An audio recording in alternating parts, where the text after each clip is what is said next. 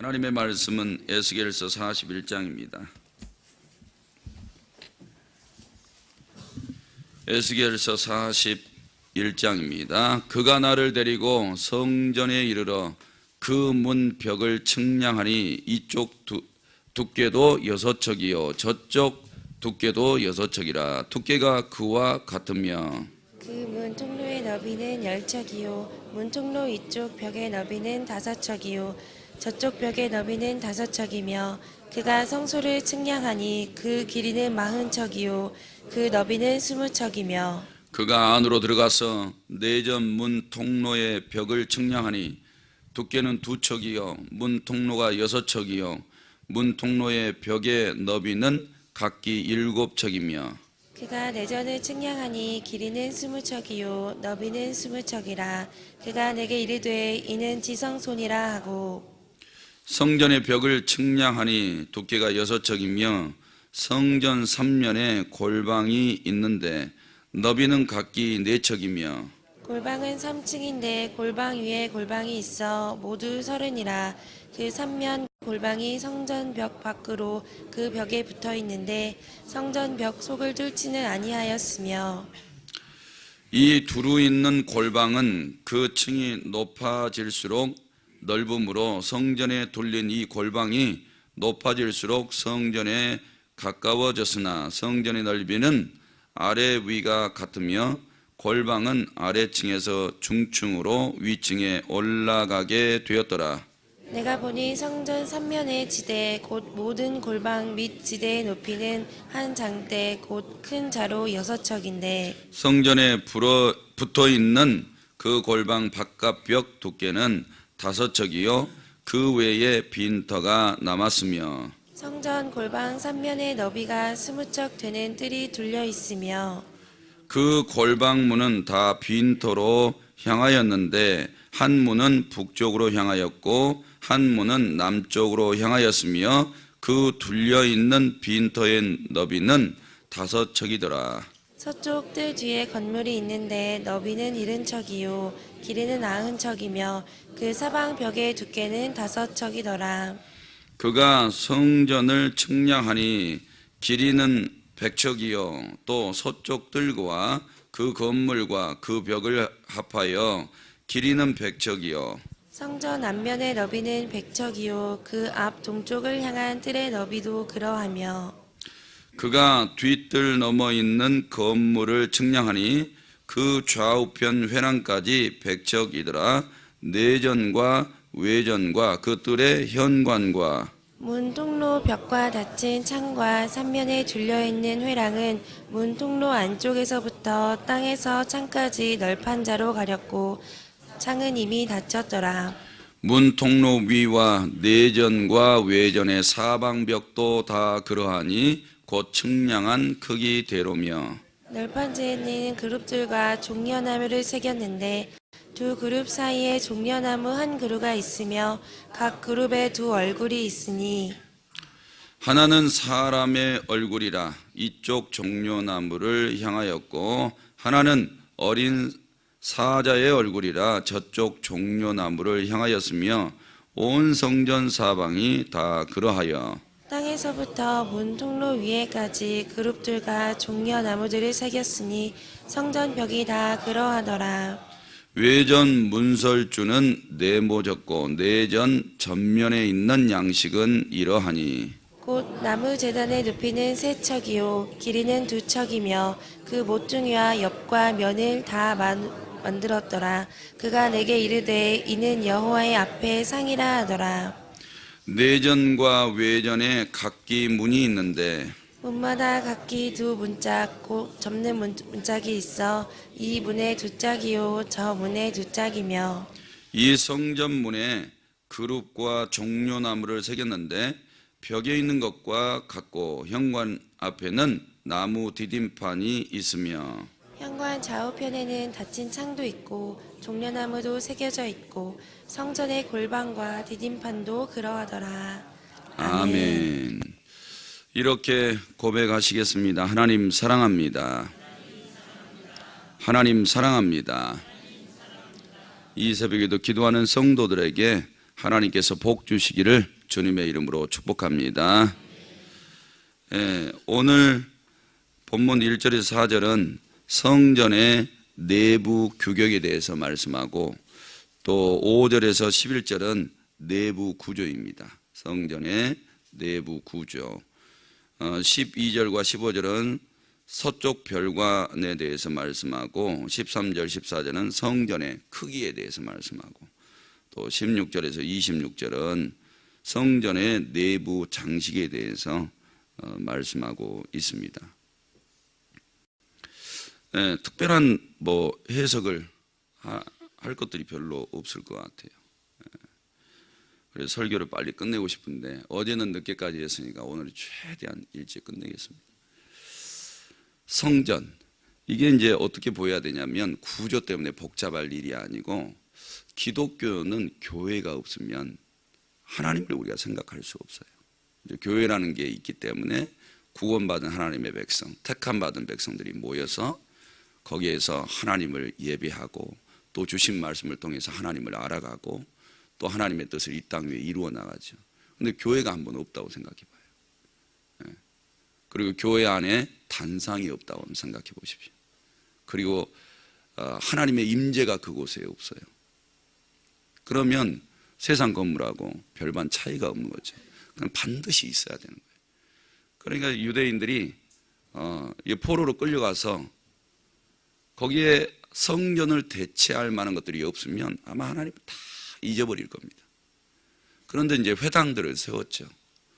어찌된 간에 회당들을 세워서 하나님 앞에 나아가려고 하고, 또 하나님의 말씀을 받들어 포로 생활 중에 있더라도 그 말씀대로 순종해서 살아가려고 하고, 이런 신앙의 모습이 택한 자와 그렇지 못한 자를 구별하게 해주고, 또 이렇게 교회에 적어도 나오는 사람들에 대해서는 하나님의 백성, 또 그리스도인, 이렇게 구분점이 있게 되는 거죠.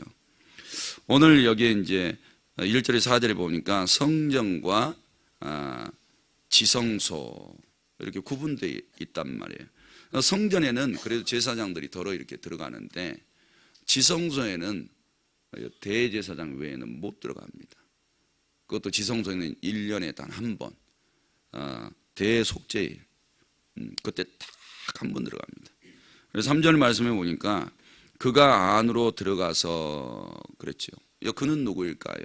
어제 이야기를 했잖아요. 녹과 같이 빛난 분, 그분 혼자서 들어가는 거예요. 에스겔을 그 안에만큼은 안 데리고 들어갑니다. 왜? 거기는 아무나 들어갈 수 없어요. 에스겔이 제사장이지만 대제사장은 아니에요. 그렇기 때문에 이때 당시만 해도 아직 성소의 휘장이 찢어지지 않았습니다. 예수님이 십자가 지는 이 사건을 통해서 성전의 휘장이 찢어져서 이제 모든 사람들이 지성소까지 들어갈 수 있는 복을 주신 거죠. 근데 이때만 해도 대제사장 외에는 불가능해요. 왜 그랬을까? 이 지성소 안에는 우리가 알다시피 법궤도 있고, 그 다음에 이 법궤 위에 두 그룹이 있고, 그 두 그룹 사이에 하나님이 거기에 임재하신다고요. 그래서 이 거룩하신 하나님이 1년에 딱 한 번만 대제사장을 만나죠. 그 정도로 거룩한 장소라 이 말이에요. 그런데 우리가 이런 구약법을 볼 때는 철두철미하게 드려야, 그것도 하나님이 이 지성소에 대제사장이 한번 들어오죠. 그런데 더러운 게 보이면 그 사람 거기서 죽습니다. 거기서 죽어서 그 다음에 그 생명 다 끝난 거예요.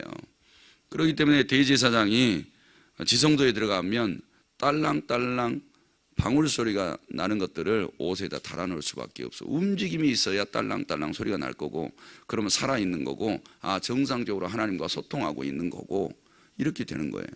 그러면 우리가 이 지성소에 나가서 딸랑거리는 소리가 뭘까요? 제가 보니까 기도밖에 없어요. 기도. 그래도 기도하는 사람은 살아있는 사람이에요. 뭔가 울림이 있는 사람이라고요. 근데 죽어있는 사람은 절대 기도가 없어요. 그러니까 우리는 이제 성전 휘장 다 걷어냈으니까 이 단상에서 내려오는 말씀을 다 들어요. 이게 하나님의 음성이에요. 무슨 이 시대에 신비한 것을 바라겠습니까?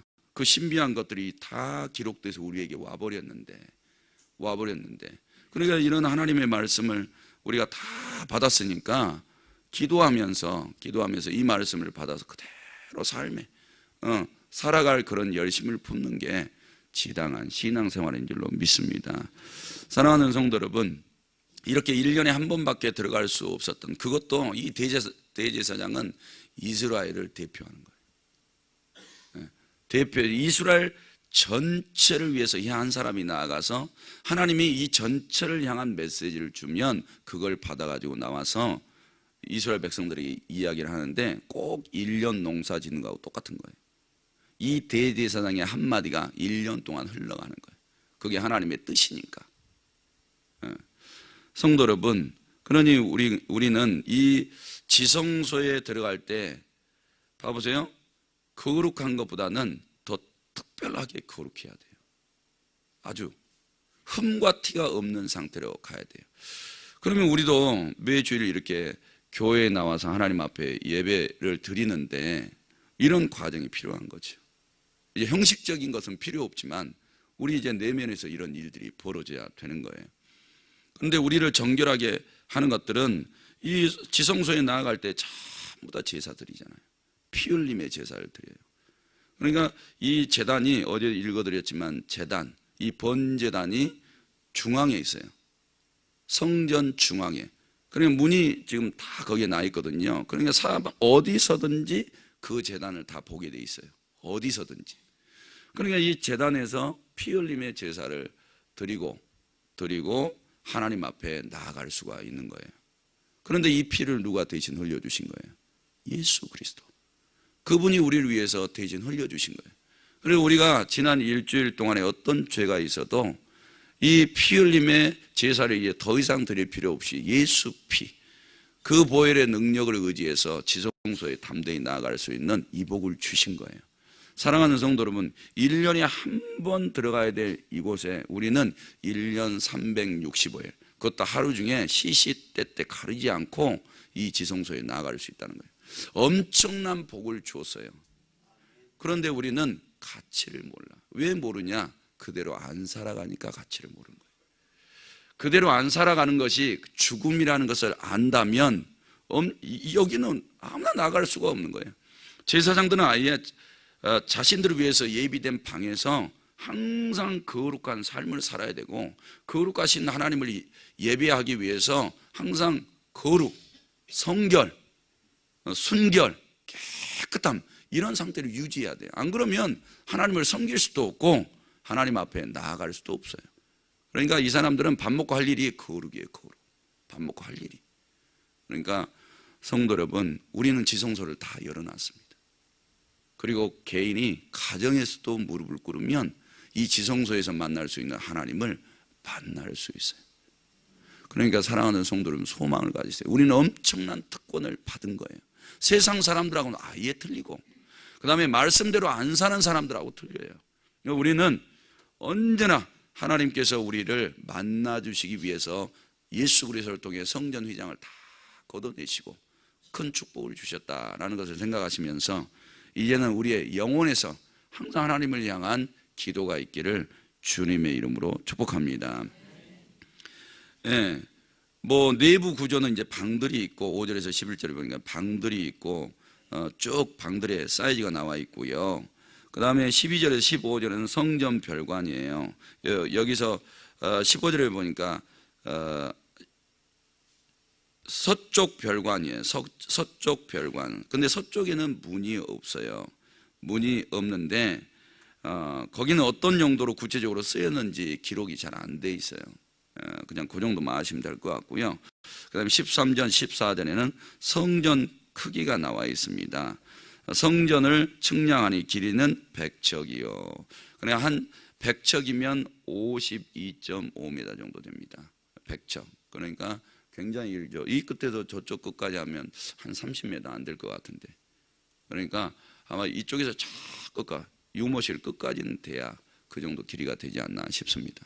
이 정도 이제 사이즈인데 참 신기하죠. 하늘을 두루마리 삼아도 하나님의 그 역사를 다 기록할 수 없어요. 근데 하나님이 이렇게 한 성전 그거 하나 지어놓고 하나님이 거기에 역사하시겠대.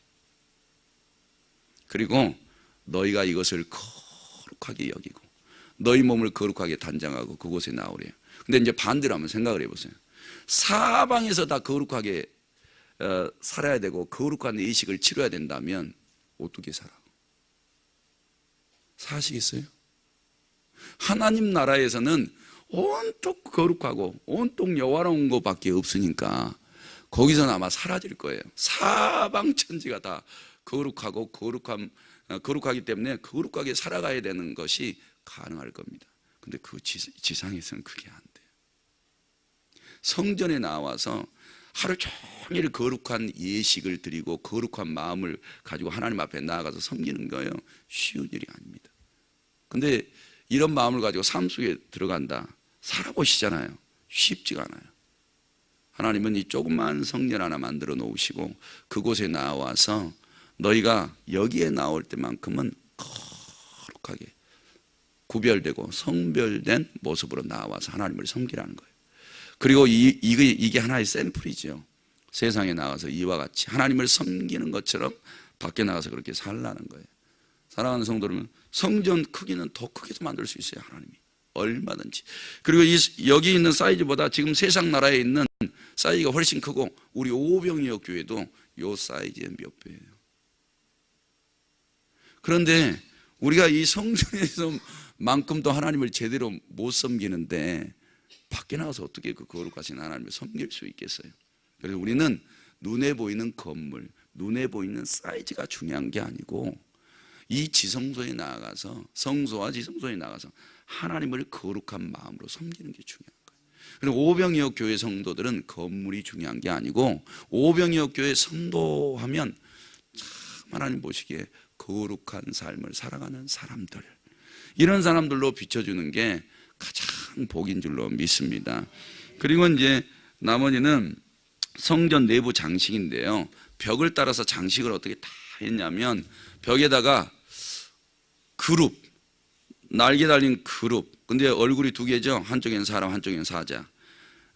근데 얼굴이 이제 반대로 이렇게 향하고 있는 거죠. 얼굴이 이렇게. 그리고 그 양쪽에는 종려나무. 그 옆으로는 또 그룹들. 이 모양으로 계속 그룹, 종려나무, 그룹, 종려나무. 사방을 그렇게 다 둘렀어요. 문에도 다 그렇게 그렸습니다. 그렇게 했는데 그룹은 한쪽에는 사람은 지혜를 의미하는 것이고, 그 다음에 사자는 어떤 것을 의미하냐면 용맹함이에요. 용맹함. 사람의 지혜와 용맹함. 종려나무는 뭐를 의미하냐 이렇게 써놨더라고요. 승리와 영광의 생활을 의미한다 이렇게 써놨어요. 그러니까 이 성전에는 이미 아무나 들어갈 수 없는 겁니다. 아무나. 지혜를 얻기를 바라세요? 지혜? 그 다음에 능력을 공급받기를 원하십니까? 소유자가 하나님이신데요. 그거 어디서 받으실 거예요? 어디서? 우리가 그토록 사모하고 있잖아요. 이 지혜 가지고 한번 세상에 나가보세요. 이 지혜를 누가 따라갑니까? 하나님이 주신 능력 받아서 한번 나가보세요. 마귀들이 천사 한 명 이길 수 있습니까? 뭔쟁입니다. 그 천사를 지으시고 이 세상에서 승리자는 하나님 외에 없습니다. 절대 마귀는 어떤 머리를 가지고 어떤 지혜를 써도 하나님을 절대 승리할 수 없어요. 불가능해요. 이미 하나님 이 성전 안에는 그걸 예표하는 거죠. 모든 지혜와 모든 능력과 모든 승리, 이게 다 하나님께 있다는 거예요. 그러니까 우리가 이걸 받아가지고 세상에 나가야지, 우리 머리 믿고 세상에 나가서는 안 된다는 거예요. 그러니까 지금 세대에는 우리 몸이 성전이잖아요.